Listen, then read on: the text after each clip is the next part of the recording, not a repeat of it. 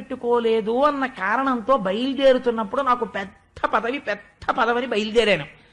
సనక సనందనాది మహర్షులు ఎన్ని కోట్ల సంవత్సరముల నుంచో తపస్సు చేసి జ్ఞానమంటే ఏమిటో తెలుసుకుందామని ఏ స్వామిని దర్శనం చేద్దామని ప్రయత్నం చేస్తున్నారో అటువంటి వాడు నాకు దర్శనం ఇచ్చాడు.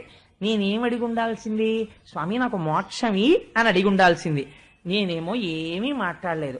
అనవసరంగా పెద్ద పదవి అన్నాను. ఇప్పుడు నేను కొన్నాళ్ళు ఆ ధ్రువ మండలంలో ధ్రువుడిగా ఉండాలి, హాయిగా మోక్షం పొందేస్తే ఎంత బాగుండేది అనుకున్నట్ట వాడు.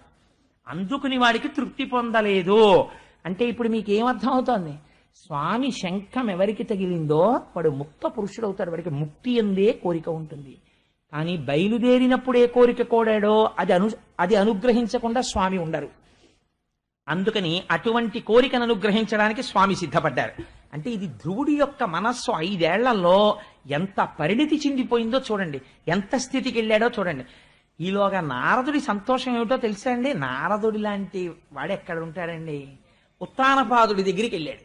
పెడితే ఉత్తానపాదుడు ఎదురొచ్చి స్వాగతం పలికి అర్ఘ్యం ఇచ్చి పాద్యం ఇచ్చి లోపలికి తీసుకెళ్లి కూర్చోపెట్టి పక్కన శురుచి లేదు. అందుకని అన్నాడు, బాధగా ఉన్నామే ఉత్తానపాద అన్నాడు. అన్నీ తెలుసు నారదుడికి, తనేగా పంపించాడు కొడుకుని. ఏం అలా ఉన్నావు అన్నాడు. అంటే ఏం చెప్పుకోను మహాపురుష, చూశారా నాకేమో 2 భార్యలు, పాపం వాడు నా కొడుకే కదండి. వాడు నన్ను ఏమడిగాడండి? సామ్రాజ్యం అడిగాడా, సింహాసనం అడిగాడా? తొడ మీద కూర్చుంటానన్నాడు. అంటే సురుచిని చూసినటువంటి భయం చేత వాడిని తొడ మీద కూర్చోపెట్టుకోలేదు. నారాయణుడి గురించి తపస్సు చెయ్యండి, వాడు అడవికి వెళ్ళిపోయాటండి. తర్వాత నేను అడిగితే అడవికి వెళ్ళిపోయాడు తపస్సుకు అన్నారు.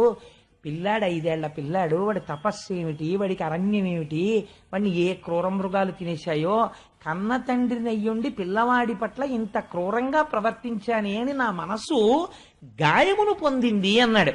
తప్ప సురుచిని వదిలేశాను, దాని మాట వినడం మానేశాను లేదు. అది విచిత్రం. మనం ఎక్కడో పశ్చాత్తాపం ఉంటుంది ఈ పని చేశామని, కానీ ఇంకా సురుచికే పెద్దపీట వేస్తుంటాం. అలా ఉండకపోతే ఇంత అల్లర్లు ఎందుకుంటాయండి మనకి? ఆ అజ్ఞానం పోవడానికే దాల్చినాడు ఇది విండం కదా. అందుకని ఈ మాటలంటే నారదుడు అన్నాడు, రే నువ్వు తొడెక్కించుకోలేదు, కానీ ఇప్పుడు ఆయన ఏ స్థితి పొందేశాడో తెలుసా ధ్రువుడు? ముందు శుభవార్త చెప్పేమంటే అంత ఇష్టమోనండి నారదుడికి, తన ప్రమేయం లేకుండా జరిగిపోతుందేమో అని పరిగెత్తేస్తుంటాడు. చూడండి, అది అందరికీ ఉండే హృదయం కాదండి. ఒక్కొక్కరికి పెట్టడం అంటే ఎంత ఇష్టం, తొందరపడిపోయి పెట్టేస్తారు. ఒక్కొక్కరికి సేవ చేయడం అంటే ఎంత ఇష్టం. మా అనురాధక్క చూడండి, ఎక్కడైనా సేవ చేయమంటే ఎంత ఇష్టం. మా ముత్యాలు సత్యనారాయణ వీళ్ళందరూ. అందుకని కొంతమంది సేవా తత్పరతతో ఉంటారు. అలా ఎంత సంతోషం ఓ శుభవార్త చెప్పడం అంటే. అందుకని ఆయన అన్నాడు, నావిని నారదుండు నరనాథునికిట్లను నీ కుమారుడా దేవకిరీటి రత్నరుచి దీపిత పాద సరోజుడైన రాజీవ దళాక్ష రక్షితుడశేష జగజ్జన కీర్తనీయ కీర్తి విభవ ప్రశస్త సుచరిత్రుడు వానికి దుఃఖమేటికి. ఏమయ్యా నువ్వు బాధపడుతున్నావు, కానీ నీ కొడుకు ఏ స్థితిని పొందాడో తెలుసా? ఏ మహాపురుషుడి యొక్క కేవలం క్రీగంటి చూపుల చేత సమస్త బ్రహ్మాండములు రక్షింపబడుతున్నాయో, దేవతలందరూ రక్షింపబడుతున్నారో, సృష్టి స్థితి లయములు జరుగుతున్నాయో, ఎవడు హేళగా ఈ బ్రహ్మాండములను సృష్టి చేసి కాపాడుతున్నాడో అటువంటి వాడి యొక్క అనుగ్రహమును పొంది వరములు పొందాడు నీ కొడుకు అన్నాడు. పొంగిపోయాడు మహానుభావుడు. ఈలోగా వచ్చేస్తున్నాడు ధ్రువుడు రాజ్యంలోకని కబురెళ్ళింది. కబురెడితే తండ్రి పొంగిపోయాడు, పెద్ద ఉత్సవం చేశాడు. సునీతిని తీసుకొచ్చాడు, ఏనుగులు పట్టుకున్నాడు, పెరుగు పట్టుకున్నాడు. ఆ ఎదురుగుండా కన్యకామణులు ఇచ్చారు. మనం రామచంద్రమూర్తి పట్టాభిషేకానికి వచ్చామే, అలా మళ్ళీ రుక్మిణీ కళ్యాణానికి వద్దాం. ఆ రోజున కన్యపిల్లలందరితో రుక్మిణీ కళ్యాణం చేయిద్దామని సంకల్పం చేశారు మన గోపాలకృష్ణ గారు. ఎటువంటి వాళ్ళకి కూడా మంచి భర్త వస్తాడు. ఒకవేళ నుదుటున రాసి ఉన్నా కూడా, దుర్మార్గుడు అల్పాయుష్కుడైన భర్త రావాలని ఉన్నా కూడా రుక్మిణీ కళ్యాణం చేస్తే వాళ్ళ నుదుటి వ్రాత మారి సత్పురుషుడైన వాడు భర్తగా వస్తాడు. కృష్ణ పరమాత్మ లాంటి భర్త వస్తాడు. అందుకని భాగవతం జరుగుతోంది కాబట్టి కోటేశ్వరారు రుక్మిణీ కళ్యాణం రోజున ఆడపిల్లలు కన్నె పిల్లలందరినీ కూర్చోబెట్టి రుక్మిణీ కళ్యాణం చేద్దాం, ఎన్ని వేల మంది అయినా సరే చేద్దామండి అన్నారు. అందుకని ఆ రోజున రుక్మిణీ కళ్యాణం చేద్దాం మనందరం చక్కగాను. అందుచేత చూడండి, ఆ ధ్రువుడు వచ్చేస్తుంటే తండ్రి పొంగిపోయాడు. తండ్రి పొంగిపోయి ఎదురెళ్ళాడు. చక్కగా అక్షతలు తల్లుతున్నారు. ఆ కన్యకామణులు వెళ్ళారు, వేదం చదువుతున్నటువంటి బ్రాహ్మణులు వెళ్ళారు, ఏనుగులు వెళ్ళాయి, గుర్రాలు వెళ్ళాయి. ఆ పిల్లవాడికి ఎదురెళ్ళాడు. ఎదురెళ్ళి కొడుకు వెళ్ళిపోయాడు బతకడేమో అన్న కొడుకు బతికి బట్ట కట్టాడు. తండ్రి ప్రేమ అంటే ఎలా ఉంటుందో ఏ స్థాయిలో మాట్లాడాలో అలా మాట్లాడతారండి వ్యాసుల వారు. తన కొడుకు వరాలు పొందొచ్చాడని కాదు ఇప్పుడు ఉత్తానపాదుడి సంతోషం, తన కొడుకు బతికొచ్చాడంతే. తండ్రి ప్రేమ అంటే అలా ఉంటుంది. చూడండి, బిగియ కౌగిట చేర్చి మొగముని విరి. నిజంగానే చాలా కాలం తర్వాత ఏ 3 నెలలకో 4 నెలలకో కొడుకు కనపడ్డాడు అనుకోండి, తండ్రి బయటికి వచ్చి ఇలా షేక్ హ్యాండ్ ఇచ్చి ఎరా బాగున్నావా అని అడగలేడు. ఒక వెర్రి కోరిక మనసులో వస్తుంది. ఏంటంటే ఓసారి గట్టిగా కొడుకుని కౌగిలించుకోవాలనిపిస్తుంది. గట్టిగా కౌగిలించుకున్న తర్వాత వాడి గడ్డం పట్టుకుని ఓసారి వాడి బుగ్గలు పట్టుకుని ఊపి వాడి తల వంచి వాడి మూర్ధన్యస్థానమునందు ముద్దు పెట్టుకున్న తర్వాత వాడికి సంస్కారం ఉంటే వంగి నాన్నగారి కాళ్ళకి నమస్కారం చేస్తే ఆయుష్మాన్ భవ అన్న తర్వాత తండ్రికి కడుపులో ఉబలాటం తీరుతుంది. అమ్మయ్య, నా కొడుకుని నేను పూర్తిగా దర్శనం చేశానని. అది అసలు తండ్రి కొడుకులు కలుసుకోవలసిన విధానం. సరే, అందుచేత ఆయన అంటాడు, ఆ బిగియ కౌగిట చేర్చి మొగముని విరి. పాపం ఆ ఉత్తానపాదుడు కొడుకుని చూడగానే గట్టిగా కౌగిలించేసుకుని వాడి బుగ్గల్ని విరేసి శిరము మూర్కుని చిబుకంబు చేతపునికి వాడి తల వంచి వాడి మూర్ధన్య స్థానంలో ముద్దు పెట్టుకుని వాడి గడ్డాలు ఇలా ఇలా నిమిరి అవ్యయానంద బాష్పధారాభిషిక్తు.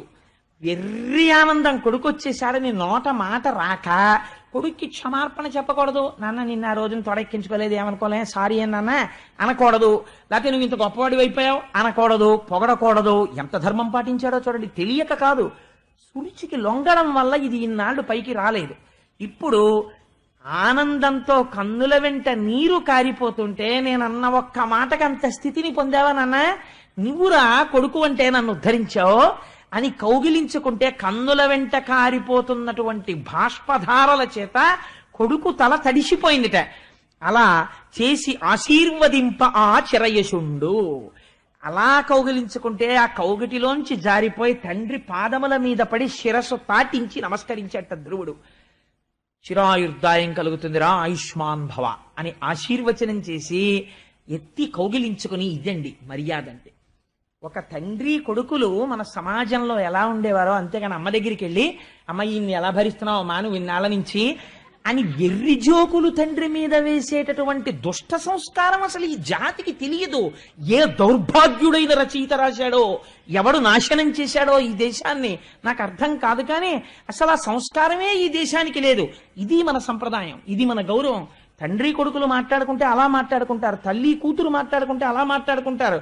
అంత వైభవోపేతంగా ఉంటుంది. ఒక అత్త కోడలు మాట్లాడుకుంటే అలా మాట్లాడుకుంటారు. అది స్థితి అంటే.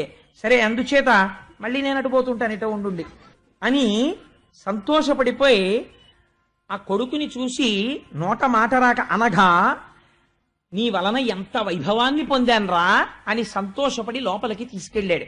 తీసుకెళ్ళిన తర్వాత ఇక్కడ వ్యాసుల వారు సంక్షిప్తం చేశారు. ఈ పిల్లవాడికి ఆ రాజ్యములో ఉన్న వాళ్ళందరూ కూడా పట్టాభిషేకం చెయ్యమని అడిగారు. ఉత్తముడు కూడా అంగీకరించాడు. చిత్రం ఏమిటంటే సునీతి సురుచి ఇద్దరు వచ్చారు ఎదురు. వస్తే సునీతికి సురుచికి ఇద్దరికీ కూడా శిరస్సు వంచి నమస్కరించాడు ధ్రువుడు. ఇద్దరూ ఆశీర్వచనం చేశారు. ఏనుగు మీద పక్కన తమ్ముడు కూడా కూర్చోవాలని పట్టుపట్టి ఉత్తముణ్ణి కూర్చోబెట్టుకుని అంతఃపురంలోకి వెళ్ళాడు. ఉత్తముడు సంతోషించాడు. ఈయనకి పట్టాభిషేకం చేయమని ప్రజలందరూ అడిగారు. ధ్రువుడికి పట్టాభిషేకం చేశాడు. చేసిన తరువాత ఒక గమ్మత్తు జరిగింది. మీరు ఇది బాగా జ్ఞాపకం పెట్టుకోవాలి జీవితంలో. చిన్నపిల్లలు కదా, వాళ్ళకేం తెలియదు కదా అనో, భాగవతులు కదా, మారు మాట్లాడరు కదా, తెగబడి దెబ్బలాడరు కదా అనో, భాగవతుల మనస్సుని మీరు బాగా కష్టపెట్టారనుకోండి, వాడు లోపల పొందినటువంటి పరితాపము వలన కన్నుల వెంట నీరు కారిందనుకోండి, అది కట్టి కుడిపేయవలసిందే. దాని ఫలితం అది ఇచ్చేస్తుంది. సురుచి యొక్క కుమారుడైనటువంటి ఉత్తముడు ఉత్తర దిక్కునున్న హిమాలయ పర్వతాల మీదకి వెళ్ళాడు. అందులో ఉత్తముడు ప్రాణములు కోల్పోయాడు. కొడుకు మరణించాడన్న వార్త విన్నటువంటి సురుచి అరణ్యములో ప్రయాణిస్తోంది. కార్చిచ్చు పుట్టి అందులో కాలిపోయి సురుచి మరణించింది. మరణిస్తే ఒక ఆశ్చర్యకరమైనటువంటి సంఘటన జరిగింది. చేసిన పాపం కట్టి కుడపక మానదు. కాబట్టి అన్నిటికన్నా జాగ్రత్తగా ఉండవలసింది దేని విషయంలోనో తెలుసా అండి? నోటి విషయంలో. ఉంది కదా అని ఎవరితో పడితే వాళ్ళతో అలా మాట్లాడకూడదు. భగవంతుణ్ణి నమ్ముకున్న భాగవతులు ఉంటారు, వాళ్ళతో చాలా జాగ్రత్తగా ఉండాలి. మీ ఇంట్లో ఫీజు అయితే మీరు చేత్తో తీసివేస్తారు. అదే ట్రాన్స్ఫార్మర్ మీద ఫ్యూజ్ పోతే మీరు ముట్టుకుని చేత్తో వేస్తారా? మీరు ముట్టుకోకూడదు.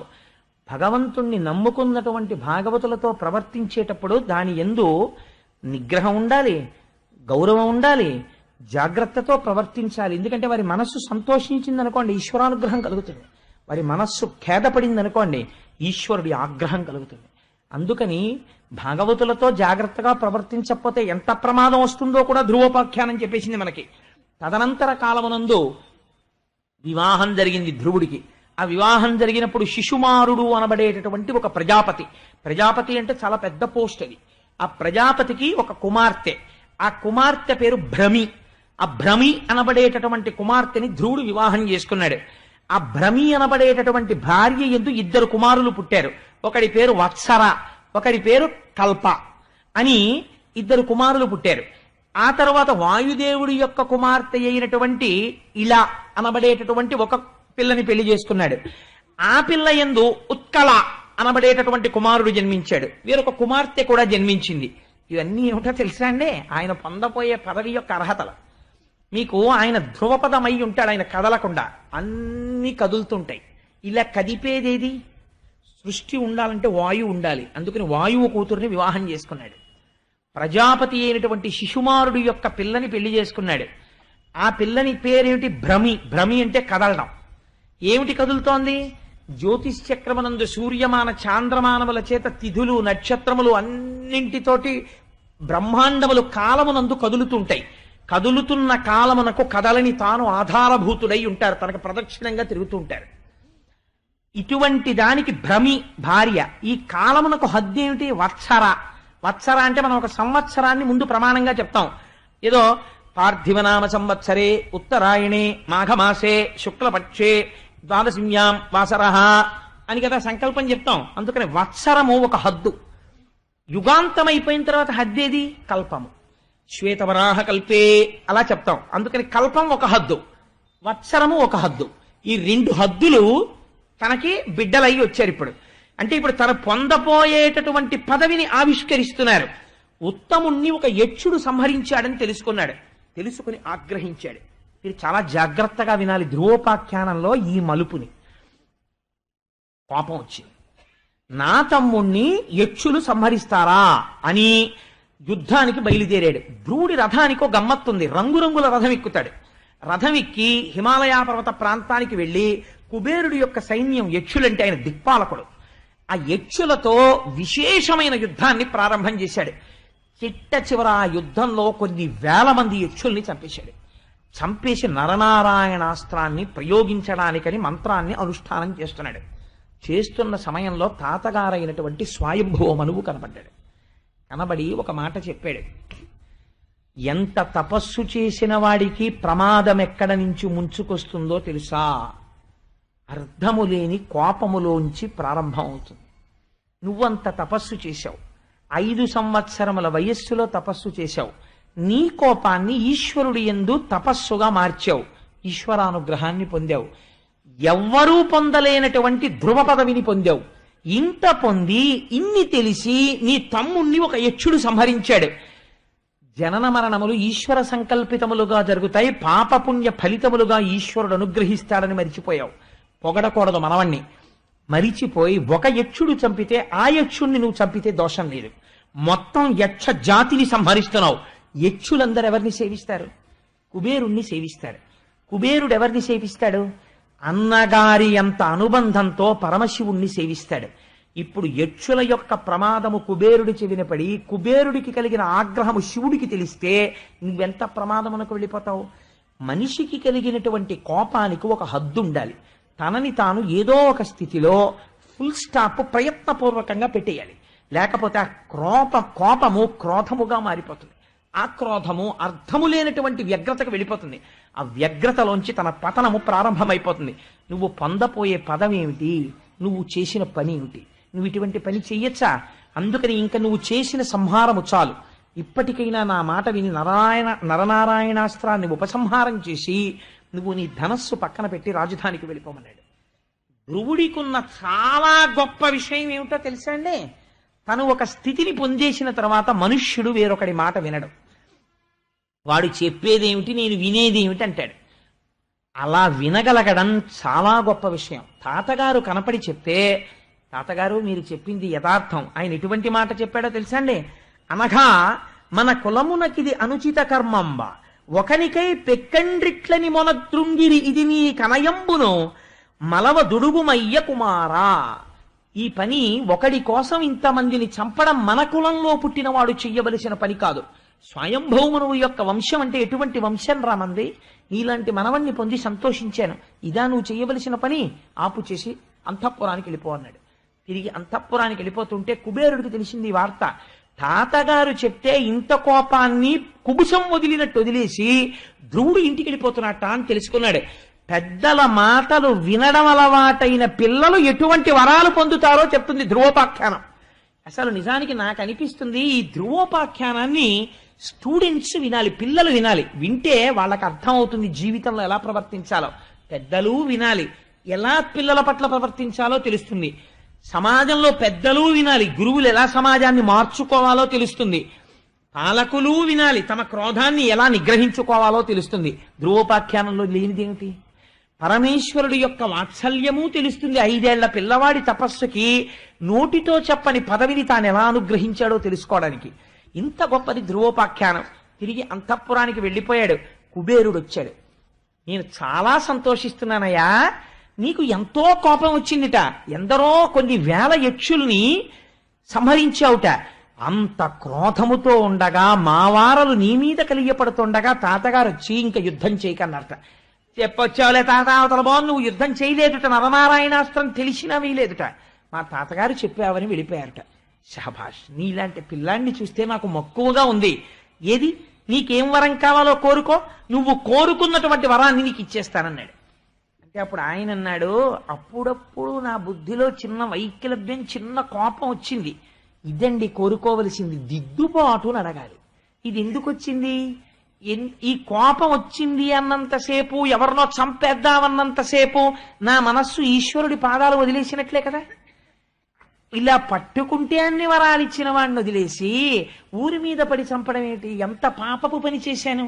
అందుకని కుబేరా, నువ్వు నాకు వరం ఇస్తే ఏ వరం ఇస్తావో తెలుసా?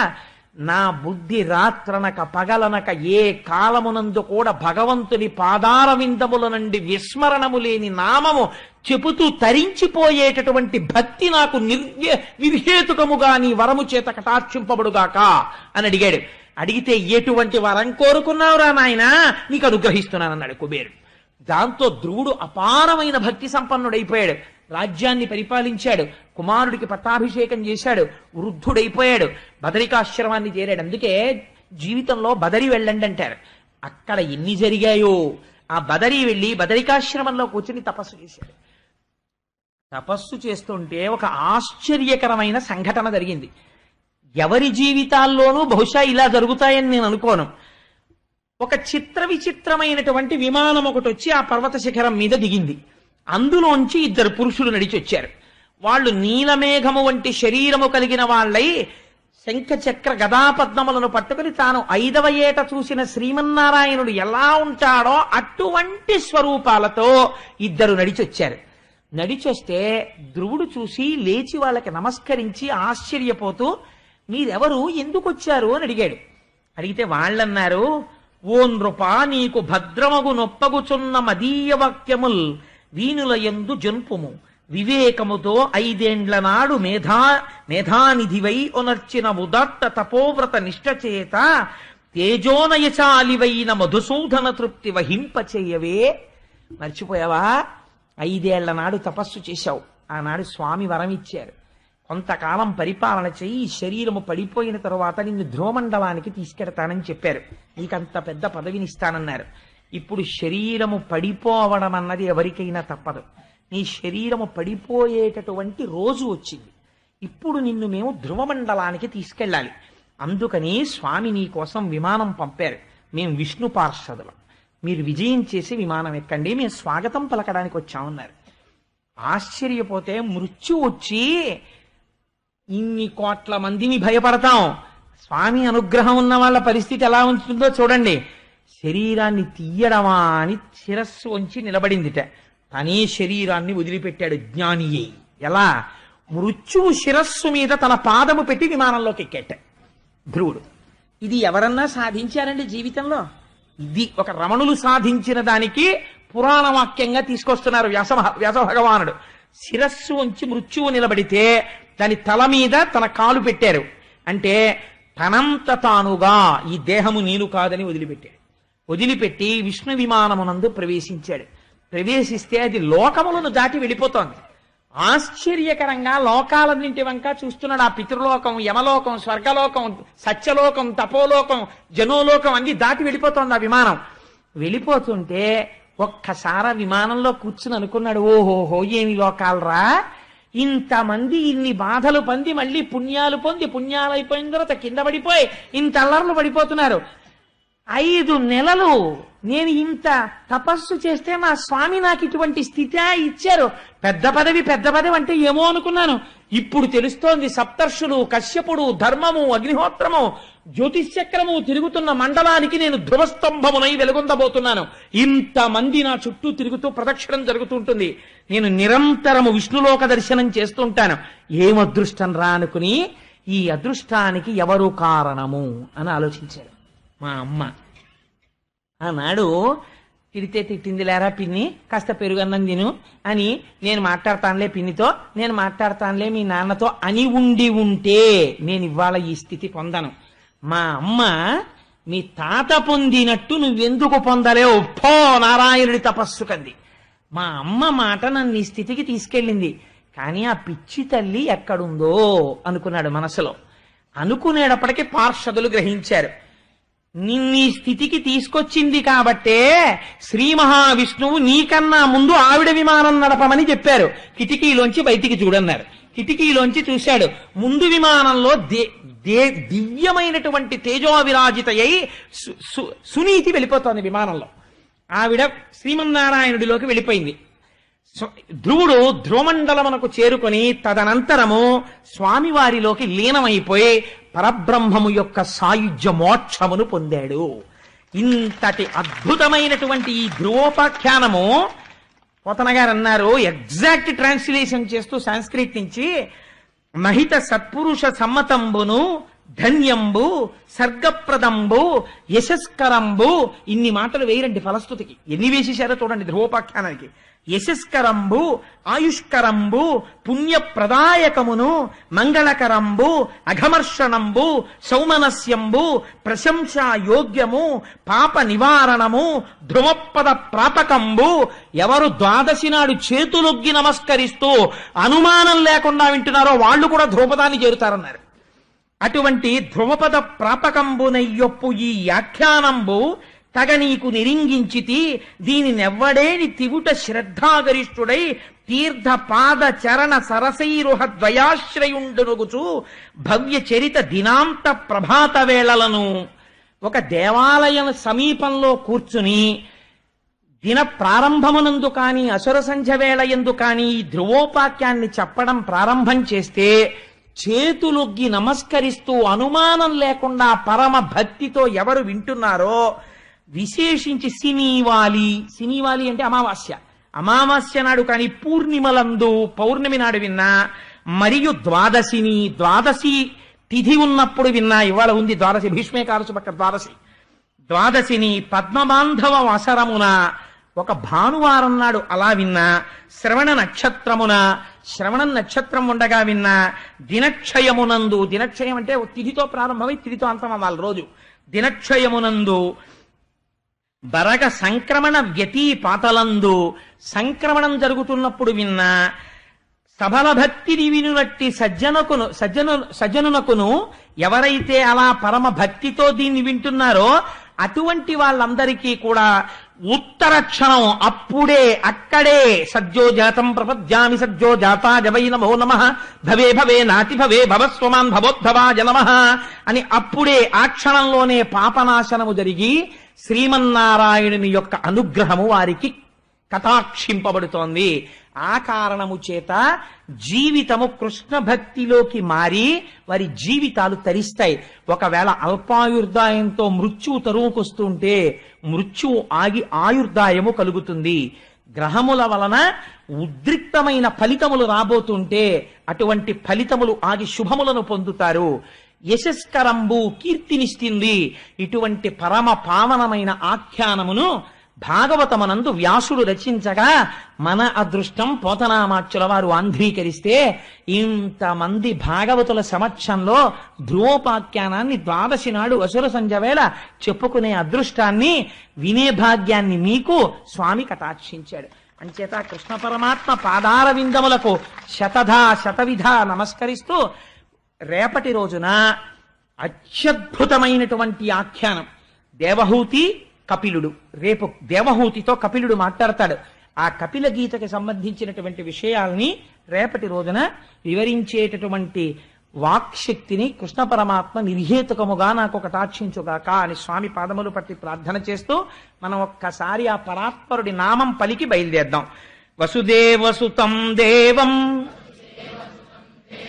కంసచాణూరమర్దనం దేవకీ పరమానందం కృష్ణం వందే జగద్గురుం అతసీ పుష్ప సంకాశం హారనూపురశోభితం రత్నకంకణకేయూరం కృష్ణం వందే జగద్గురుం మందారగంధ సంయుక్తం చారుహాసం చతుర్భుజం బర్హి పింఛావచూడాంగం కృష్ణం వందే జగద్గురుం ఉత్ఫుల్ల పద్మపత్రాక్షం నీలజీమూత సన్నిభం యాదవానాం శిరోరత్నం కృష్ణం వందే జగద్గురుం రుక్మిణీ కేళీ సంయుక్తం పీతాంబర సుశోభితం అమాప్త తులసీ గంధం కృష్ణం వందే జగద్గురుం గోపికానాం కుచద్వంద్వం కుంకుమాంకిత వక్షసం శ్రీనికేతం మహేశ్వాసం కృష్ణం వందే జగద్గురుం శ్రీవత్సాకం మహోరస్కం వనమాలా విరాజితం శంఖచక్రధరం దేవం కృష్ణం వందే జగద్గురుం కృష్ణాష్టకమిదం పుణ్యం ప్రాతరుత్థాయ పఠేత్ కోటి జన్మ కృతం పాపం స్మరణేన వినశ్యతి సర్వం శ్రీ ఉమామహేశ్వర పరబ్రహ్మార్పణమస్తు. స్వస్తి.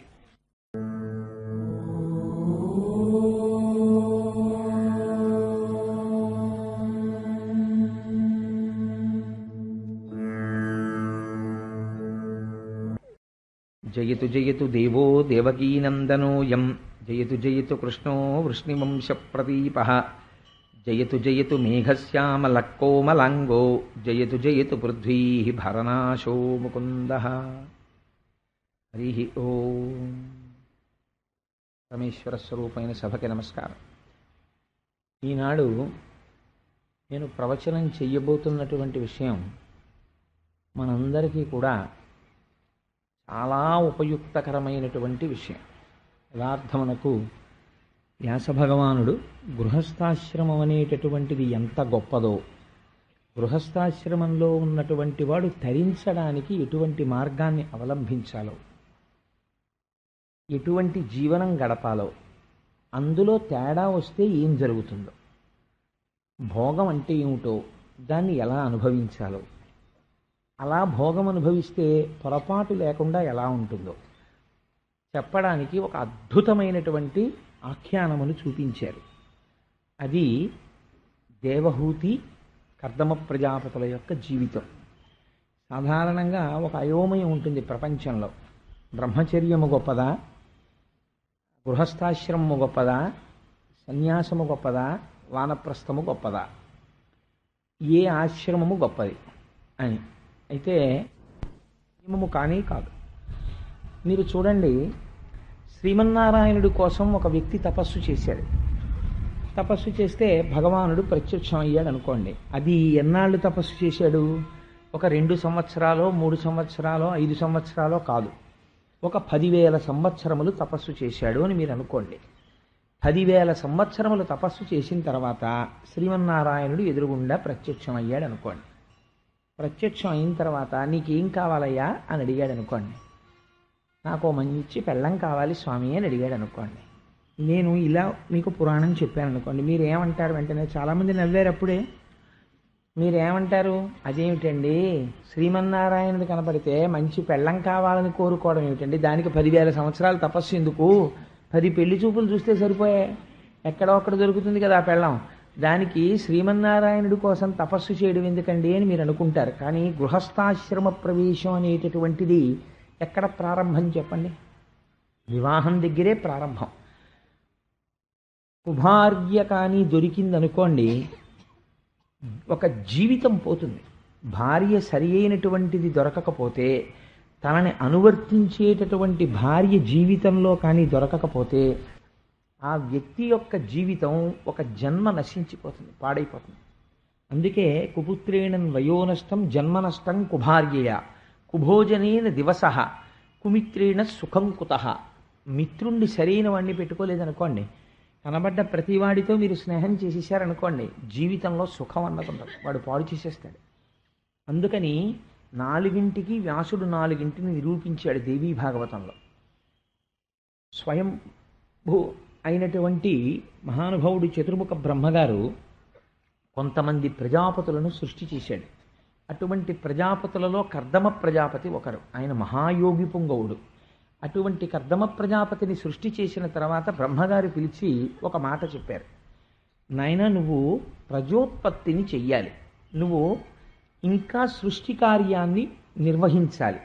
ఒక నీకు అనురూపయై నీతో పాటు శీలము సరిపోయేటటువంటి ఒక భార్యని స్వీకరించి సంతానమును కను, ఇది నా కోరిక. ఇది బాహ్యమునందు కర్దమ ప్రజాపతి యొక్క జీవితం. మీరు ఒకసారి దీన్ని అన్వయం చేసుకోండి. ఈ మాట మన తల్లిదండ్రులు కూడా అంటారు. మన తల్లిదండ్రులు వివాహం చేసుకున్నది దేని కొరకు? గృహస్థాశ్రమంలో ప్రవేశించిన తరువాత బిడ్డల్ని కనడం కొరకు. బిడ్డల్ని కన్న తర్వాత వాళ్ళు ఏం కోరుకుంటారు? అమ్మయ్య, నేను బిడ్డల్ని కనేశాను, ఇంకా వీడు గాలికి ధూళికి పోతే గొడవ వదిలిపోయింది అనుకోడు. ఒక కర్తవ్యం ఉంటుంది. ఏమిటా కర్తవ్యం అంటే, మళ్ళీ తన కొడుకుని కూడా ఒక యోగ్యమైనటువంటి స్త్రీని చూసి కోడలుగా తెచ్చుకుని ఆ కొడుక్కి ఒక పిల్లనిచ్చి వివాహం చేస్తాడు. ఆయన్ని కూడా గృహస్థాశ్రమంలో ప్రవేశపెడతారు. ఆయన్ని ఎందుకు గృహస్థాశ్రమంలో ప్రవేశపెడతారు అంటే, తను ఎలా బిడ్డల్ని కన్నాడో అలా తన కుమారుడు కూడా బిడ్డల్ని కనాలి. మనకి ఎందుచేత అంటే, జన్మచేత 3 రుణములు ఉంటాయి. నేనేం ప్రోనోటు రాయలేదండి, నేనేమి ఇప్పుడు అప్పు తేలేదు, నాకెక్కడ ఉంటుందండి అప్పు అని అడగడానికి వీలు లేదు. అందులో ప్రధానమైనటువంటి రుణం ఏమిటంటే పితృరుణం. ఆ పితృరుణం అంటే, తండ్రి గారు నన్ను కన్నారు, నేను పుట్టగానే నా తండ్రి గారికి రుణపడతాను. ఆ రుణం ఎలా తీరుతుంది అంటే, నేను కూడా కొంతమంది బిడ్డల్ని కనాలి. ఆ బిడ్డల్ని కంటే నేను నా రుణం నుంచి విముక్తుడనవుతాను. అంచేత మనుష్యుడికి అది ప్రధానమైనటువంటి ధర్మములలో ఒకటి. అందుకని గృహస్థాశ్రమ స్వీకారం చేస్తాడు. కర్దమ ప్రజాపతితో చతుర్ముఖ బ్రహ్మగారు ఈ మాట చెప్పారు. నువ్వు కూడా వివాహం చేసుకుని సంతానోత్పత్తిని చేయవలెను అని చెప్పారు. చెబితే ఆయన ఏం చేశాడంటే, ఆయన మహాయోగి పుంగవుడు, గొప్ప జ్ఞాని, గొప్ప తపశ్శక్తి సంపన్నుడు ప్రజాపతి. తండ్రి మాట పాటించాలి అని అనుకున్నాడు. ఇప్పుడు ఆయన ఏం చేశాడు? శ్రీమన్నారాయణుడి గురించి సరస్వతీ నదీ తీరంలో కూర్చొని 10,000 సంవత్సరములు తపస్సు చేశాడు. 10,000 సంవత్సరములు తపస్సు చేస్తే స్వామి ఎదురుగుండా ప్రత్యక్షమయ్యారు. ఇప్పుడు మీరు కొంచెం జాగ్రత్తగా గమనించాలి. ఈ కథలో అసలు మొట్టమొదటి మలుపే ఆశ్చర్యంగా ఉంటుంది. భగవంతుడు కనపడగానే భక్తుడి కందుల వెంట ఆనంద భాష్పాలు కారతాయా, భక్తుణ్ణి చూడగానే భగవంతుడి యొక్క కన్నుల వెంట ఆనంద భాష్పాలు కారతాయా? అంటే మనం వెంటనే ఏం సమాధానం చెప్తాం? భగవద్దర్శనం అయినప్పుడు భక్తుడి కన్నుల వెంట ఆనంద భాష్పాలు కారతాయని చెప్తాం. కానీ నీలాంటి ఒక అద్భుతమైన కోరికతో శరణాగతి చేసి ఇంత తపస్సు చేసిన నిన్ను చూస్తే నా కన్నుల వెంట ఆనంద భాష్పాలు కారుతున్నాయని, శ్రీమన్నారాయణుడి కన్నుల వెంట ఆనంద భాష్పములు కిందకి జారి భూమి మీద పడ్డాయి. అది ఎంత చిత్రమైన సంఘటన అంటే, ముందటగాంచనంత బుధముఖ్యుడు విష్ణుడు కర్దమున్ దయానందమెలర్పచూడ నయనంబుల రాలిన భాష్పముల్ ధరన్ బిందువులై వెసందొరగి పేర్చి సరస్వతి చుట్టి పారుటన్ బింది సరోవరంబనడి పేరదనర్చిన పుణ్యతీర్థమున్. పోతన గారు అన్నారు, సరస్వతీ నదీ తీరంలో కూర్చుని కర్దమ ప్రజాపతి తపస్సు చేస్తే శ్రీమన్నారాయణుడు ప్రత్యక్షమై అంతటి భక్తుణ్ణి చూసి సంతోషపడిపోతే ఆయన కన్నుల వెంట జారినటువంటి బాష్ప బిందువులు ఎక్కడ పడ్డాయో ఆ పడినటువంటి చోట ఒక సరోవరం ఏర్పడింది. దాన్ని సరస్వతీ నది చుట్టి ప్రవహించింది. ఈ సరోవరాన్ని బిందు సరోవరము అని పిలిచారు. ఎందుకండి అంత ఆనందం? నిన్నటి రోజున ధ్రువుణ్ణి చూశాడే, ఎందరో భక్తుల్ని చూశాడే పరమాత్మ. కర్దమ ప్రజాపతిని చూస్తే ఎందుకు ఇంత సంతోషపడిపోయినట్టు? ఎందుకు కన్నుల వెంట ఇలా నీరు కారినట్టు? ఎందుకు అంత ఆనందపడిపోయినట్టు? దానికి హేతు ఏదో ఉండాలి కదా. ఆ హేతువు మనకు ఎలా తెలుస్తుంది? కర్దమ ప్రజాపతి మాట్లాడితే తెలుస్తుంది. అందుకని కర్దమ ప్రజాపతి ఇప్పుడు మాట్లాడుతున్నాడు. ఆయన అన్నాడు, ఈశ్వర, నువ్వు కాలస్వరూపుడవై ఉంటావు. కాలము అనుల్లంఘనీయము, అది ఎవ్వరి చేత ఆపబడదు. అయ్యయ్యో పరిగెత్తకు అలా ఆగొక్కసారి ఎవ్వరి మాట వినదు. దానికి రాగద్వేషాలు లేవు, దానికి నాన్నవాళ్ళు లేరు, దానికి శత్రువులు లేరు. అది అలా ప్రవహించి వెళ్ళిపోతుంటుంది. ఆ వెళ్ళిపోతున్నటువంటి కాలములో జీవులు వస్తూ ఉంటారు, జీవులు వెళ్ళిపోతూ ఉంటారు. అయ్యో వీళ్ళు వచ్చారని ఆగదు. అయ్యో ఒక మహాత్ముడు వెళ్ళిపోతున్నాడు, నేను ముందుకెడితే ఈ నిమిషంలోని ఆగదు. దానికి సంతోషం ఉండదు, దానికి దుఃఖం ఉండదు, అది నడిచి వెళ్ళిపోతుంటుంది. ఇలా వెళ్ళిపోతున్నటువంటి కాలమునందు అల్పమైనటువంటి భోగముల యందు తాదాత్మ్యత చెందకుండా నిన్ను చేరాలి. ఈ కాలం ఎవరి స్వరూపము? నీ స్వరూపమే. నీ స్వరూపమైనటువంటి కాలములో నిన్ను అనుష్ఠించి నిన్ను చేరుకోవాలి. నిన్ను చేరుకోవడానికి అపారమైన భక్తి ఉండాలి. భక్తితో కూడి గృహస్థాశ్రమములో ఉండాలి. గృహస్థాశ్రమములో ఉండి భోగమును భవించాలి. ఆ భోగము వేదము అంగీకరించిన భోగమై ఉండాలి. ఆ భోగము అనుభవించి వైరాగ్యమును పొందాలి. ఎంత గొప్ప మాట చూడండి. భోగం అనుభవించకుండా వైరాగ్యం కాదు, అనుభవించి వైరాగ్యమును పొందాలి. ఈ మాట దగ్గరేనండి పెద్ద తేడా ఒకటి ఉంది. మీరు చాలా జాగ్రత్తగా గమనిస్తే ఆయన అన్నాడు, వేదము ఎటువంటిది అంటే ఒక పొగరుబోతు ఎద్దుకి ముక్కుతాడు వేసి నడిపితే ఎలా నడుపుతుందో అలా నడపగలిగినది వేదము అన్నాడు కర్దమ ప్రజాపతి. ఏమిటి ఈ మాటకు అర్థం మీరు ఆలోచించండి. అంటే మనం చేసేటటువంటి ఒకే ఒక పెద్ద తేడా ఒకటి ఉంది. ఒక విపరీతంగా వాహనములు తిరిగేటటువంటి ఒక రహదారి మీద అయ్యో వీడు దీని మీద నడిస్తే ప్రమాదం వచ్చేస్తుందని పెద్దలు ఏం చేస్తారంటే ఆ రోడ్డుకి కొంచెం ఎత్తుగా ఒక గట్టు కట్టి దీని మీద పాదములతో నడిచేటటువంటి వాడు, వాహనం మీద వెళ్ళని వాడు దీని మీద నడవండి అని ఒక నిర్దేశం చేశారు, ఒక ఫుట్పాత్ అని. మీరు ఫుట్పాత్ ఎక్కకుండా రోడ్డు మీద నడుస్తున్నారనుకోండి, ప్రమాదం జరిగి తీరుతుంది. కాబట్టి రోడ్డు మీద ఉండాలి, మీరు వెళ్ళాలి, కానీ ఫుట్పాత్ మీదే నడవాలి. అలా మీరు సంసారములో ఉండాలి, సంసారమునందు ప్రవేశించి తీరాలి గృహస్థాశ్రమంలోకి. వేదము ఏ భోగం అంగీకరించిందో భోగమును అనుభవించాలి. భోగం అనుభవించకూడదు అంటే మీరు గృహస్థాశ్రమంలోకి ప్రవేశించేటప్పుడు నేను ఇక్కడ చెప్తున్నటువంటి విషయాన్ని మీరు ఒక పవిత్రమైన ఉద్దేశంతో గ్రహించే ప్రయత్నం చేయండి. లేకపోతే భాగవతం యొక్క తాత్పర్యమే అర్ధరహితం అయిపోతుంది. మనం వివాహం చేసుకునేటప్పుడు ఒక స్త్రీని చేపడుతున్నాను, నేను ఒక స్త్రీని చేపట్టాను. ఒక స్త్రీ అయితే ఒక పురుషుణ్ణి చేపడుతుంది. ఆయన ఒక మాట చెప్తున్నాడు, ఏమంటున్నాడు? అల్లాటప్పాగా చేతకాని వాడై నా ఆడపిల్లని ఎలాగో అలా ఒక మొగాడికి ఇచ్చి పంపించేద్దామని మన సనాతన ధర్మమునందు పంపరు.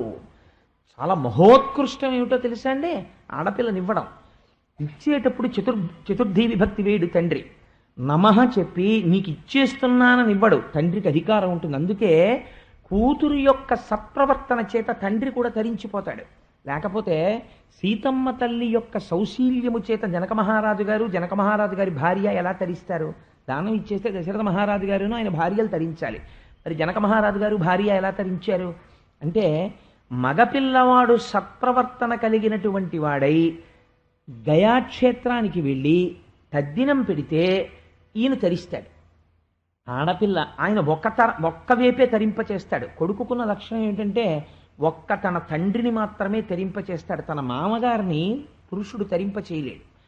నేను చేసిన ధర్మం, నేను చేసిన పుణ్యం ఏమైనా ఉంటే నా తండ్రి గారిని తరింప చేయొచ్చు, నా తాతగారిని తరింప చేయొచ్చు, నా మామగారి తండ్రి గారినో ఎవరినో తరింప చెయ్యదు. అదొక పెద్ద లిమిటేషన్ ధర్మంలో. కానీ ఒక ఆడపిల్లకున్న గొప్పతనం ఏమిటో తెలుసా అండి? ఉభయ వంశాల్ని తరింపచేస్తుంది. ఇది మగవాడు చెయ్యలేడు.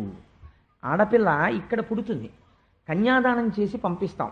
పంపించిన తర్వాత వేరొక ఇంటికి కోడలవుతుంది. వేరొక ఇంటికి కోడలై నా కుమార్తె యొక్క సౌశీల్యము చేత, దాని నడువడి చేత అటు అత్తవారి వంశాన్ని ఉద్ధరిస్తుంది, ఇటు నన్ను ఉద్ధరిస్తుంది. ఇద్దరిని ఉద్ధరించగలిగినది ఆడపిల్ల మాత్రమే. మగపిల్లవాడు అలా ఉద్ధరించలేడు.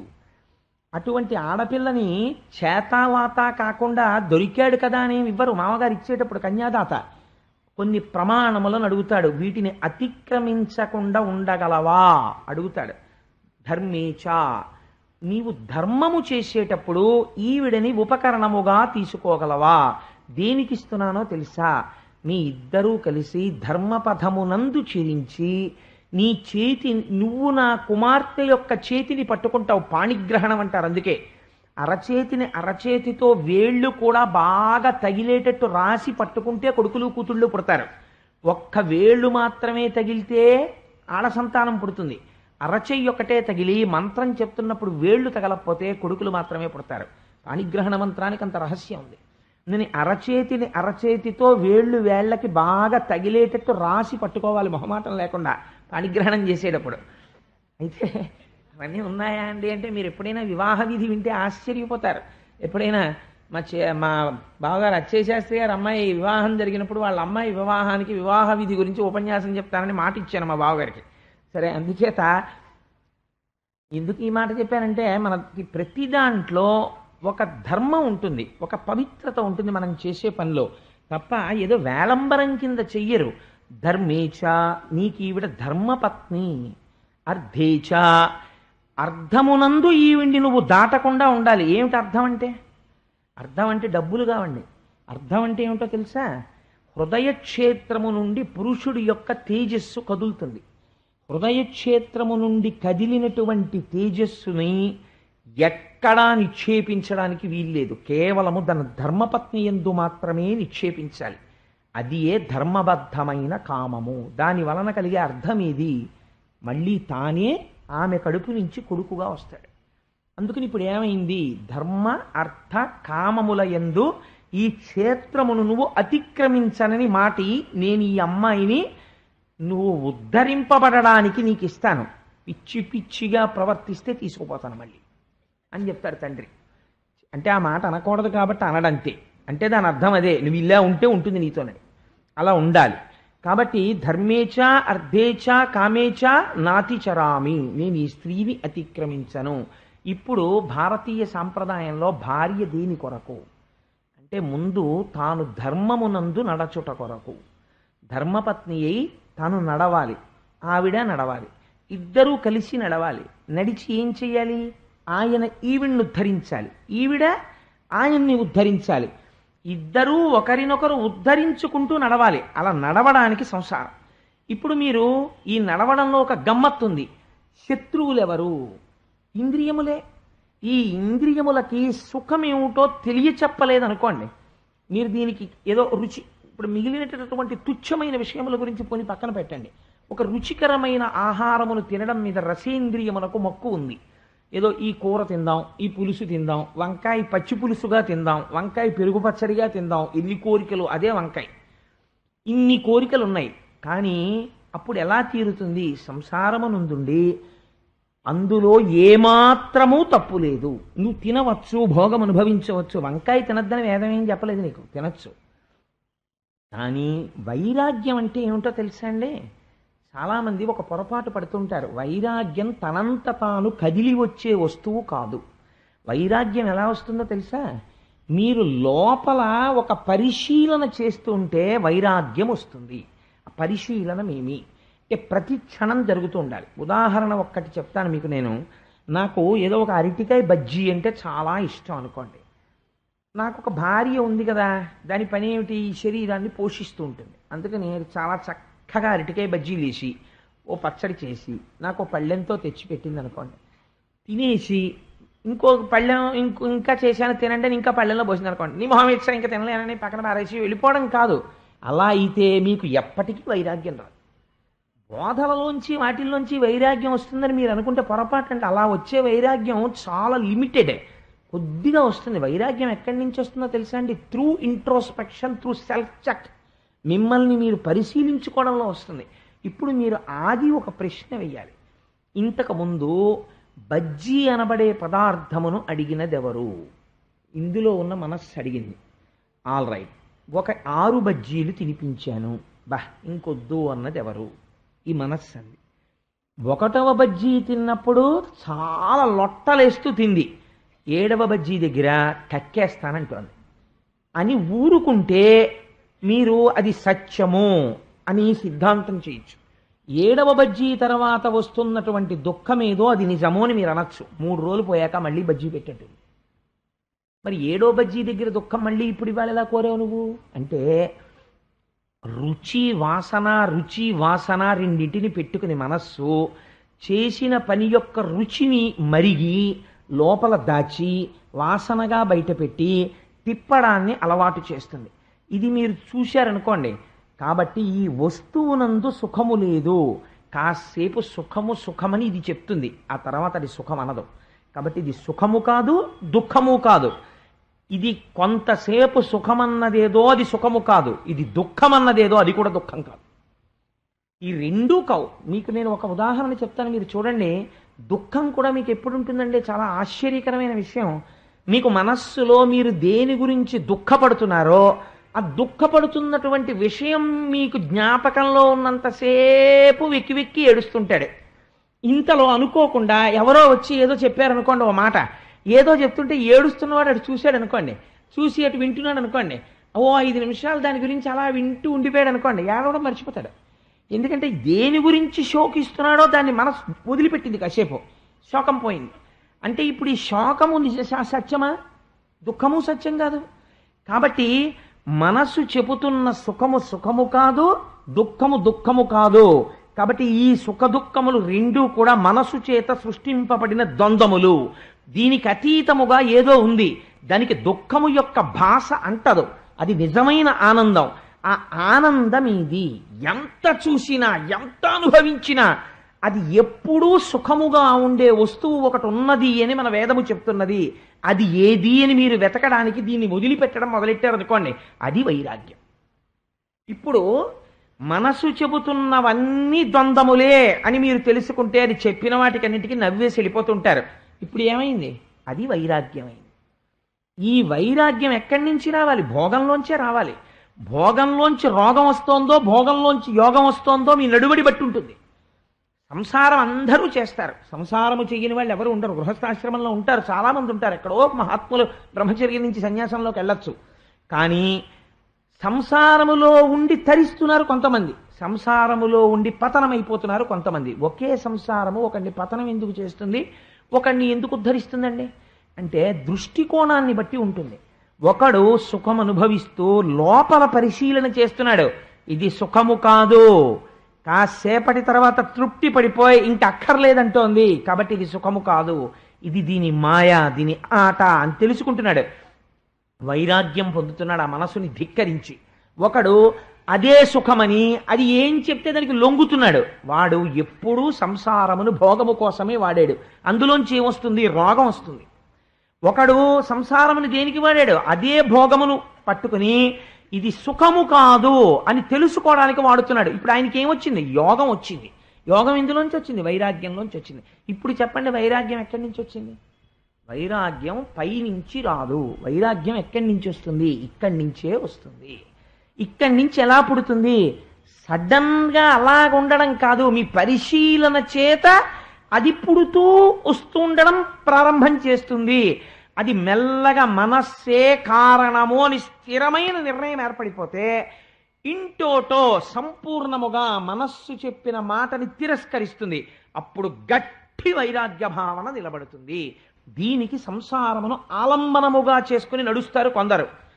సంసారమందలి భోగమునందు మగ్నమైపోతాడు ఒకడు. ఇంతే తేడా. ఇప్పుడు గృహస్థాశ్రమాన్ని ఎలా వాడుకోవాలి? నోటి మాటతో చెప్తే కుదరదు. ఒక మహాత్ముడి జీవితాన్ని మీకు తీసుకొచ్చి చూపిస్తున్నారు వ్యాసుల వారు. అది ఆయన ప్రయత్నం. ఇప్పుడు ఈ కోణంలో మీరు వినండి. అందుకే భాగవతంలో ఒక్కొక్క ఘట్టం వింటుంటే ఏదో ఒక ఫలితము మనస్సుకి అంది తీరుతుంది. ఏమా ఫలితము? ఇప్పుడు మీరు ఏ స్థాయిలో ఉన్నవారికి ఆ స్థాయిలో అనుభవిస్తారు. చూడండి ఎంత గొప్పగా మాట్లాడతారో. కర్దమ ప్రజాపతిని చూసి శ్రీమన్నారాయణుడు కన్నుల వెంట నీరు కార్చుట ఏమి, ఆనంద భాష్పములు రాలుట ఏమి? ఆనందము దుఃఖము అని రెండు లేని వాడికి ఆనంద భాష్పాలు రావడం ఏమిటి అంటే, ఈయన కోరబోతున్న కోరిక ఏమిటో ఆయనకి తెలిసి ఆయన భార్యను అడగబోతున్నాడు. భార్య కోసం తపస్సు చేసిన వాడు ఎవడున్నాడు ప్రపంచంలో 10,000 సంవత్సరాలు? అంటే గృహస్థాశ్రమంలో తరించడానికి ఏది మార్గమో లోకులకు చెప్పి గృహస్థాశ్రమము యొక్క వైశిష్ట్యమును ఆవిష్కరించగలిగిన ఒక మహాపురుషుడు ఇవాళ నా గురించి తపస్సు చేశాడు. వేదము చెప్పడం కాదు, ఇవాళ నిరూపిస్తున్న ఒక మహాత్ముడు నా ఎదుట నిలబడ్డాడు. ఒక భార్య యొక్క గొప్పతనాన్ని చెప్పగలిగిన వాడు నిలబడుతున్నాడు. ఇది ఆయన ఆనందం. కన్నుల వెంట నీరు కారింది శ్రీమన్నారాయణుడికి, ఆనంద భాష్పాలు పడ్డాయి. అది బిందు సరోవరమైనది. ఎంత ఉత్కృష్టమైన స్థితి చూడండి మీరు అసలు అందులోనే. అందుకని ఇటువంటి స్థితి కలిగినటువంటి కర్దమ ప్రజాపతిని శ్రీమన్నారాయణుడు అడిగారు, నాయనా నువ్వు ఏ కోరికతో ఇంత తపస్సు చేశావు అని అడిగారు. ఆయన అన్నాడు, నేను చతుర్ముఖ బ్రహ్మ చేత సృష్టించబడ్డాను. చతుర్ముఖ బ్రహ్మ నాకు ఒక కర్తవ్యోపదేశం చేశారు. నువ్వు ప్రజోత్పత్తిని చెయ్యి, నువ్వు సంతానమును కను అని చెప్పారు. నన్ను కన్న తండ్రి ఆయన మాట పాటించడం నా ప్రథమ కర్తవ్యం. అందుచేత ఇప్పుడు నేను ఆయన మాట పాటించాలి. మాట పాటించాలంటే, ప్రజోత్పత్తిని చెయ్యాలంటే నాకు సౌశీల్య అయిన భార్య కావాలి అన్నాడు. ఎంత గొప్ప మాట అన్నాడో చూడండి. ఎందుచేతంటే చిత్రంగా ఉంటుంది. రామకృష్ణ పరమహంస వివాహం చేసుకుని కూడా శారదాదేవిని ఎప్పుడూ తీసుకెళ్ళలేదు. తీసుకెళ్ళకపోతే శారదాదేవి దగ్గరికి వచ్చి కొంతమంది చెప్తుండేవారు, నీ భర్త పిచ్చివాడు అయిపోయాడు, తిరుగుతున్నాడని. పాపం ఆవిడికి భర్త గారిని చూసుకోవాలని కోరిక పుట్టింది. ఒకసారి కలకత్తా వెడతానంటే తండ్రి గారు అర్థం చేసుకుని తీసుకెళ్లారు. తీసుకెళ్తే సరే మధ్యలో అనేక ఘట్టాలు జరిగాయి అనుకోండి. రామకృష్ణ పరమహంస దగ్గరికి చేరుకున్న తర్వాత మొట్టమొదటి రాత్రి రామకృష్ణ పరమహంస శారదాదేవిని పిలిచి అన్నారు, చూడు నేను నిన్ను వివాహం చేసుకున్నాను, పరమ యథార్థం, నువ్వు నాకు భార్యవి, నేను నీకు భర్తని. భార్యాభర్తల సంబంధము చేత కేవల భోగములను అనుభవించి డొల్లయైన సంసారమునందు ప్రవేశించి నీవు పతనమై నేను పతనమై ఉండిపోదామంటే నాకు అభ్యంతరము లేదు, తాళి కట్టాను కాబట్టి లేదు. నీవు నాకు భార్యవై నేను నీకు భర్తనై సంసారమనగా కేవలము బిడ్డలని కనడము కాదు, కామోపభోగము కాదు, ఈశ్వర పాదములు పట్టి తరించడంలో నువ్వు నాకు నేను నీకు ఆలంబనంగా నిలబడదామంటే మాట ఇయ్యగలవా అని అడిగారు. అంటే శారదామాత అంది, ఇలాంటి సంసారాలు ఎన్ని జన్మలు చేశానో తరించిపోవడానికే మన ఇద్దరం దంపతులుగా మిగిలిపోదాం. అంతే, ఇద్దరు తరించిపోయారు. ఇప్పుడు భార్య సౌశీల్య కాలేదనుకోండి. అందుకే కోడల్ని తేవడానికి, భార్యని తేవడానికి కొడుక్కి అధికారం ఎవరిది అంటే, ఆ అధికారం ఎవరిదో తెలుసా అండి? కేవలము తండ్రిదే. ఇందుచేత తన తేజస్సు బయట నడుస్తోంది కొడుకుగా. ఆయనకి ఎటువంటి భార్య అయితే ఆయన తరించగలడో తండ్రి గుర్తుపట్టగలడో. అందుకని తండ్రి వెతికి తీసుకురావాలి కోడల్ని. కాబట్టి ఇప్పుడు ఎవరు ఆయనకి తండ్రి? శ్రీమన్నారాయణుడే తండ్రి. బ్రహ్మకి శ్రీమన్నారాయణుడికి అభేదం మీరు వింటున్నారు కదా రోజు. అందుకని ఇప్పుడు తండ్రి నిర్ణయించాలి. ఇది ఎంత లౌకికమైనటువంటి ధర్మాన్ని ఆవిష్కరిస్తున్నాడో చూడండి. తను వెతుక్కోలేక చేతకాని వాడై కాదు, తను తరించడానికి గృహస్థాశ్రమంలో తన తండ్రి చెప్పాలి తనకి అనుకూలవతి అయిన ఇల్లాలెవరో. ఇటువంటి వాణ్ణి చూసి ఆనంద భాష్పాలు రాల్చాడు. నాన్నగారు మీరు చెప్పిన పుస్తకాలు చదువుకున్నాను, మీరు చెప్పిన కోర్సు చదివాను, మీరు చెప్పిన ఉద్యోగం చేశాను, నా మనస్సు నాది, మీరు చెప్పిన పిల్లలు నేనెందుకు చేసుకుంటానన్నవాడు కొడుకు కాడు. అలా కొడుకు యొక్క సౌశీల్యాన్ని చూడగలిగిన వాడై ఉండాలి తండ్రి. ఈ అమ్మాయి అయితే నీకు కట్నం ఎక్కువ తీసుకొస్తుందిరా అన్నవాడు కాడు తండ్రి. ఇటువంటి పిల్లని చేసుకుంటే మన వంశం తరిస్తుందిరా అని చెప్పినవాడు తండ్రి. అందుచేత మహానుభావుడు రామాయణంలో అంటారు, ప్రియాతు సీత రామస్య దారాహ పితృకృత ఇతి. రామచంద్రమూర్తికి సీతమ్మ చాలా ఇష్టము. ఎందుచేత? మొదటి కారణమేది, దశరథ మహారాజు గారు తనకి భార్యగా నిర్ణయించారు. మా నాన్నగారికి తెలుసు నేను ఎవరి భార్యగా ఉండాలో, ఎవరు నాకు భార్యగా ఉండాలో.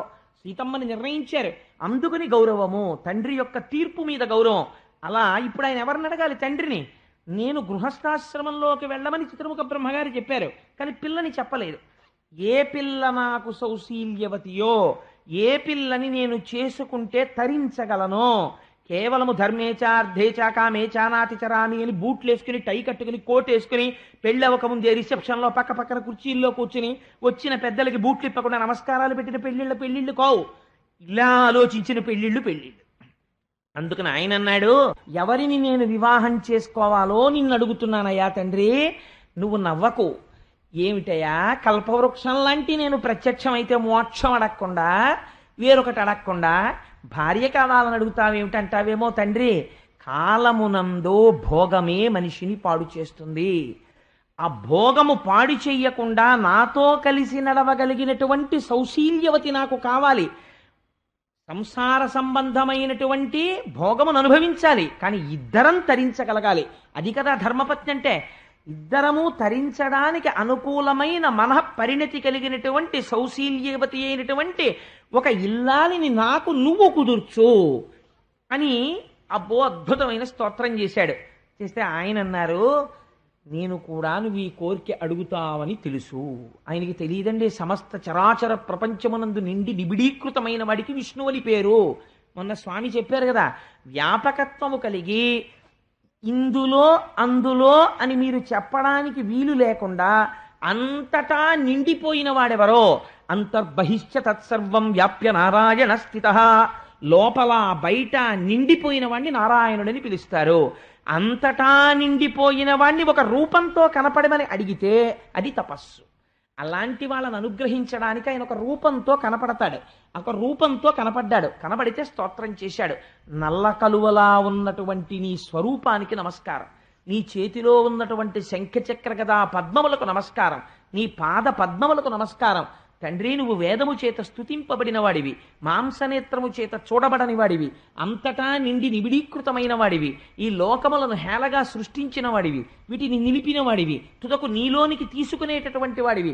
అటువంటి వాడివి నాయందు అనుగ్రహించి నేను చూడడానికి వీలుగా ఒక రూపముతో దర్శనమిచ్చావు, నేను కృతజ్ఞుడను అని నమస్కరించాడంతే భావన. స్తోత్రం అంటే అదే ఉంటుందంటే దాని తీర్పు. నమస్కరిస్తే ఆయన అన్నాడు, నాకు చాలా సంతోషం కలిగిందో కర్దమ ప్రజాపతి, నీ స్తోత్రానికి నీ మాటకి నీకు కావలసిన భార్యని నిర్ణయించాను. ఎల్లుండి ఇక్కడికి స్వయంభవ మనువు వస్తున్నాడు. స్వయంభవ మనువుకి 3 కుమార్తెలున్నారు, అకూతి, దేవహూతి, ప్రసూతి. ప్రసూతిని దక్ష ప్రజాపతికి ఇచ్చి వివాహం చేశారు. అందులో దేవహూతి అనబడేటటువంటి పిల్ల నీకు తగినటువంటి కన్య. ఆ దేవహూతిని రథం మీద కూర్చోపెట్టుకుని వస్తున్నాడు స్వయంభవమనువు. నిన్ను అడుగుతాడు, పిల్లనిస్తాను స్వీకరించమని. ఆ పిల్లని స్వీకరించు, మీరిద్దరూ గృహస్థాశ్రమంలో తరిస్తారు అని ఆశీర్వదించి, స్వామి తనతో వచ్చినటువంటి గరుడ వాహనం మీద కూర్చుని గరుడ వాహనము యొక్క రెక్కల సవ్వడి వినపడుతుండగా వెళ్ళిపోయాట. మీకు ఎంత గమ్మత్తుగా చెప్తారంటే వ్యాసుల వారు, ఒక విమానం వెళ్ళిపోతున్నప్పుడు వచ్చేటటువంటి టేక్ ఆఫ్ సౌండ్ వేరు. మన మిమిక్రీ చేసేవాళ్ళు అందుకే విమానం ఎగిరిపోతే ఎలా ఉంటుంది అన్న ధ్వని చేస్తారు. అది మనకి గమ్మత్తుగా ఉంటుంది. ఎప్పుడూ మనం ఎక్కలేదు కాబట్టి ఇలాంటి ఎక్కిన మహాత్ములు ఉండొచ్చు అనుకోండి, ఓహో విమానం వెళ్ళిపోతే అలా ఉంటుందా అని వింటూ ఉంటాం. కానీ గరుడ వాహనం వెళ్ళిపోతుందిట, రెక్కలు అల్లారుస్తూ ఇలాగా వెళ్ళిపోతుంటే గరుడు రెక్కలు కదుపుతున్నప్పుడు వచ్చిన శబ్దం ఏమిటో తెలుసా అండి? ఒక రెక్కలోంచి ఋగ్వేదము, ఒక రెక్కలోంచి సామవేదము కర్దమ ప్రజాపతి విన్నట్ట. అంటే ఇప్పుడు గరుడ వాహనం అంటే ఒక పక్షి కాదు, వేదమే. వేదము చేత ప్రతిపాదింపబడిన బ్రహ్మమే శ్రీమన్నారాయణుడు. కాబట్టి అది పైకి స్థూలంగా దర్శనమిచ్చినప్పుడు గరుడ వాహనం మీద ఉంటాడు. ఆ గరుడ వాహనం వెళ్ళిపోతున్నప్పుడు రెక్కలు అల్లారిస్తే వచ్చే ధ్వని ఏమిటి? వేదధ్వని వచ్చింది. ఆ రుక్ సామ వేద మంత్రములను కర్దమ ప్రజాపతి విని పొంగిపోయాట. ఇటువంటి స్థితి ఎంతమందికి దక్కుతుంది చూడండి. ఇటువంటి స్థితిలో ఉన్న కర్దమ ప్రజాపతి నిర్మించుకున్నటువంటి ఆ ఆశ్రమ వాటిక ఎంత అందంగా ఉంటుందో చెప్తారు. అందు తమాల సాల వకుళార్జన నింబ కదంబ పాటలీ చందన నారికేళ ఘనసార శిరీష లవంగ లుంగ మాకంద చందన క్రిముక కాంచన బిల్వ కపిత్థ మల్లికాకుంద మధూక మంజుల నికుంజములందన రారి వెండియున్. మల్లెలు, జాజులు, వెలగలు, పెద్ద పెద్ద మారేడు చెట్లు, పెద్ద పెద్ద మామిడి చెట్లు, పెద్ద పెద్ద వేప చెట్లు, ఇటువంటి వాటితో కూడినదై మనం అరుణాచలం వెళ్ళినప్పుడు ఎప్పుడైనా ఆ విరూపాక్ష గుహ దాటిపోయి స్కందాశ్రమం దగ్గరికి వెడితే అక్కడ ఒక పెద్ద చెట్టు ఉంటుంది. ఆ చెట్టుని చూస్తే నాకు అనిపిస్తూ ఉంటుంది, ఇక్కడ రమణులు వాళ్ళ అమ్మగారికి మోక్షం ఇచ్చినప్పుడు కొంతమంది చుట్టూ ఉన్నారు, వాళ్ళు ఇప్పుడు ఎవరూ బహుశా లేరు. ఆ తర్వాత వచ్చిన వాళ్ళు బోర్డు మాత్రమే చూస్తున్నారు, this is the place where Ramana Maharshi has granted మోక్ష టు హిస్ బిలవ్డ్ మదర్ అని. సో ఆ గదిని మాత్రమే కొంతమంది చూస్తున్నారు. కానీ రమణ మహర్షి వాళ్ళ అమ్మగారికి మోక్షం ఇస్తున్నప్పుడు చూసిన దానివి నువ్వే. అప్పుడు చిన్న చెట్టుగా ఉన్నావు. ఆ తర్వాత ఇక్కడ ఈ స్కంధాశ్రమాన్ని ఇలా అందరూ చూడడానికి వీలుగా కడుతున్నప్పుడు నువ్వు ఉన్నావు. ఇప్పుడు మేము వచ్చి చూస్తున్న